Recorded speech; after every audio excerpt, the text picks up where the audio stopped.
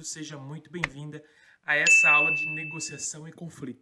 Nessa aula nós vamos entender aí os conceitos básicos que norteiam a prática de negociação e gerenciamento de conflitos. Lembrando que é muito importante que a gente entenda, né, esses conceitos básicos, esses conceitos fundamentais, para que quando a gente for à prática realmente de negociar, quando a gente estiver na prática de negociação de um conflito, a gente possa aí realmente ter o sucesso dessa prática, beleza? Então vamos lá. Bom, primeiro de tudo, o que nós temos que entender é que a prática de negociação, negociar, a gente tem que entender qual que é o problema, né? Toda vez que a gente vai fazer uma negociação, nós precisamos identificar qual que é o problema.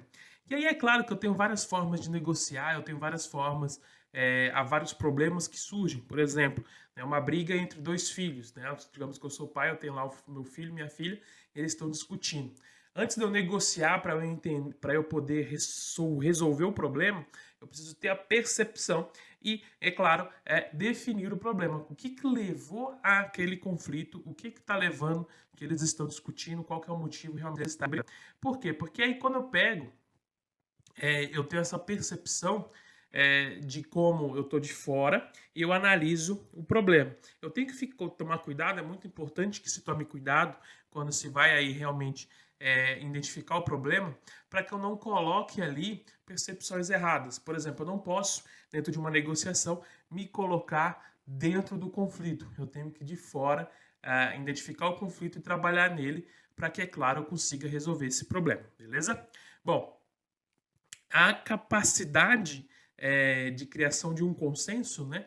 Eu preciso gerar um consenso entre as partes e é uma definição mais adequada do problema. Então, eu identifiquei o problema, por exemplo, eu vi que meus filhos estão brigando e é por conta de um brinquedo. Então, o problema está em que há um brinquedo apenas que os dois estão interessados.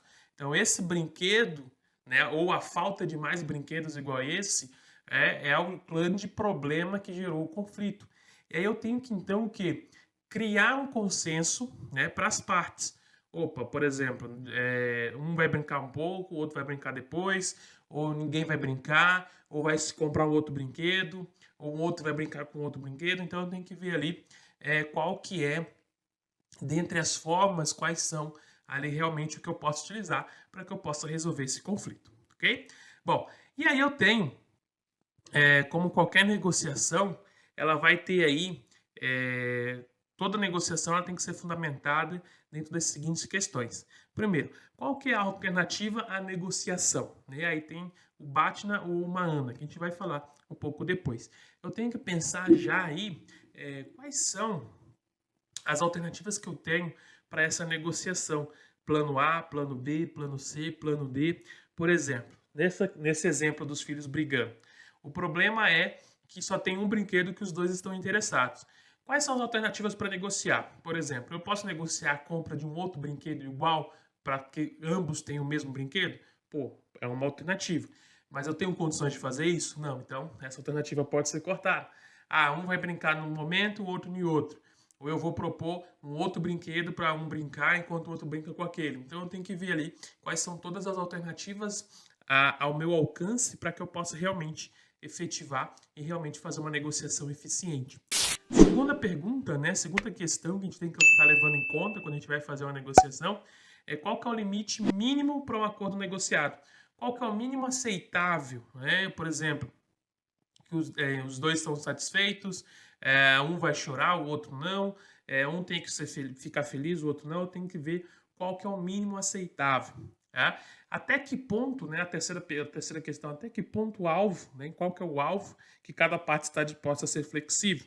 Claro que quando a gente vai falar aí de exemplo de criança é um pouco difícil por causa da mentalidade infantil.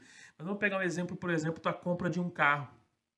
Eu vou comprar um carro novo, eu vou lá na concessionária comprar um carro novo. Qual que seria a primeira questão? Por exemplo, eu vou negociar esse carro novo, por exemplo, eu quero comprar ele à vista, né? Então eu vou negociar o quê? Eu quero desconto. Qual que é a alternativa à negociação? Eu vou comprar ele se o cara me der 5 mil reais de desconto, por exemplo. Eu compro. Mas se o cara não me der 5 mil reais de desconto, se ele me der, por exemplo, emplacamento e documentação grátis, eu compro. Qual que é a outra alternativa que eu aceito comprar esse carro? Por exemplo, se ele me der tapete, rodas, ele me der algum atributo físico do carro que eu teria que gastar depois para colocar. Então eu levo essas 3 condições. E aí eu coloco qual que é o meu limite mínimo de acordo. Por exemplo, suponhamos lá que eu vou no desconto. Qual que é o mínimo aceitável para mim, como que eu vou aceitar de desconto, né? No caso, eu quero pelo menos 5 mil reais de desconto. Menos que isso eu não aceito, eu não faço essa negociação. Show de bola. Então eu já sei disso, eu já vou nisso para que eu possa realmente, na hora da negociação, eu saber como jogar enquanto a outra pessoa está desprendendo também o jogo dela na negociação. Aí até que ponto, né, cada parte está disposta a ser flexível? Por exemplo, eu estou interessado no carro. Eu estou disposto a ceder, né? Eu tenho 3 alternativas, eu tenho 3 planos para negociação. Então, eu estou disposto a ser flexível caso a pessoa não tenha condições de dar o desconto, porque eu sei que é um funcionário e tal, né, um vendedor, eu estou disposto a pessoa não dar o documento, mas eu estou disposto também, eu sou flexível, mas a pessoa do outro lado também tem que ser flexível. E aí é interessante já que eu vá. Por isso que quando a gente vai comprar um carro, né, só uma dica muito boa, a gente não compra de primeira, a gente investiga, vê o vendedor, conversa com ele, para a gente poder entender até que ponto ele está sendo flexível também, para quando for na negociação, a negociação seja realmente efetiva para os dois lados. E ali, por último, quais são as concessões que as partes estão dispostas a fazer? O que cada parte está disposta a entregar para que a negociação ela seja efetiva. Então, por exemplo, eu estou disposto a pagar o preço que ele está querendo sem desconto, mas ele tem que estar disposto a me fazer um agrado, ele tem que estar disposto a me agradar alguma coisa para que a balança não pese só para um lado. Dessa forma, quando a gente fala em Maana, né, ou Batman Maana, Batman em inglês, né, Best Alternative to a Negotiation Agreement, ou no português, Maana, melhor alternativa a um acordo negociado. Então, quando a gente vai aí para esse termo, que ele corresponde à alternativa que será adotada caso não se alcance um acordo de negociação.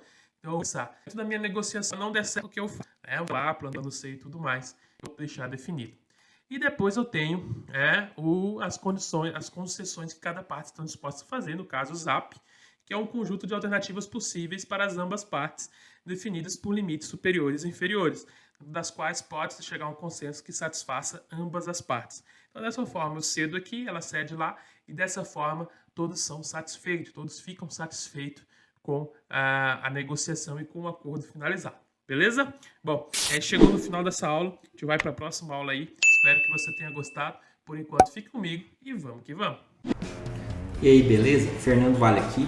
Estou passando só para dar um recado bem rápido para você que acabou de ver essa aula e que gostaria de assistir as outras aulas desse curso. Bem, é bem fácil. Basta você clicar no link que está na descrição desse vídeo ou acessar www.novacursos.com.br. Fazendo sua matrícula no nosso site, você tem acesso a todas as aulas do nosso curso e mais centenas de outros cursos, além de fazer avaliação, e caso você queira, você pode adquirir o certificado por apenas R$ 29,90. Então, esse foi o recado que eu queria dar e aguardo você no nosso site e aguardo sua matrícula. Um abraço.